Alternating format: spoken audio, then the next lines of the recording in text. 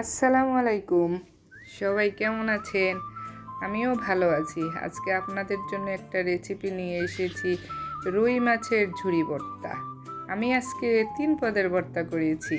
আমি একটা রেসিপি দিয়েছি। মাছটাকে আপনারা আগে একটু রসুন আর জিরার গুঁড়া বা জিরা বাটা দিয়ে একটু ভালো করে মাখিয়ে নেবেন, আর হলুদ মরিচের গুঁড়া দিয়ে তারপর ভেজে নেব। একটু ভালো করে ভেজে নেবেন।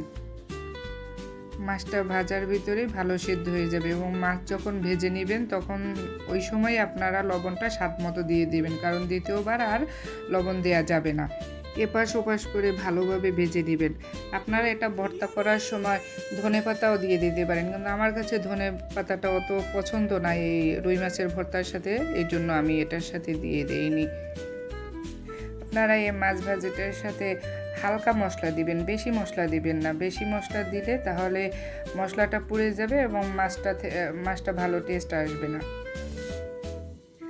আমাদের ভাজা হয়ে গেছে অনেকটাই। আমরা এখন এটাকে একটি প্লেটে উঠিয়ে নেব।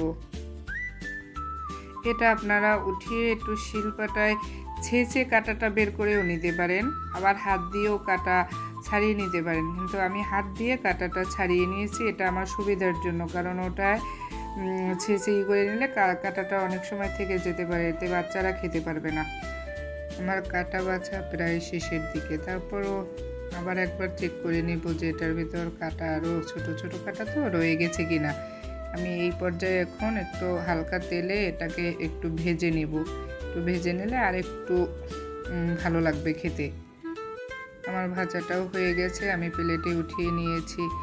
আমি এর ভিতর 1 চা চামচ সরিষার তেল দিয়ে এটাকে আমি হাত দিয়ে ভর্তা করব আর কি।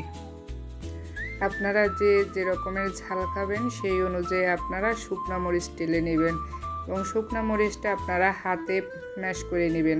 আমি হাতে ম্যাশ করিনি, আমি শিলপাটায় বেটে নিয়েছি।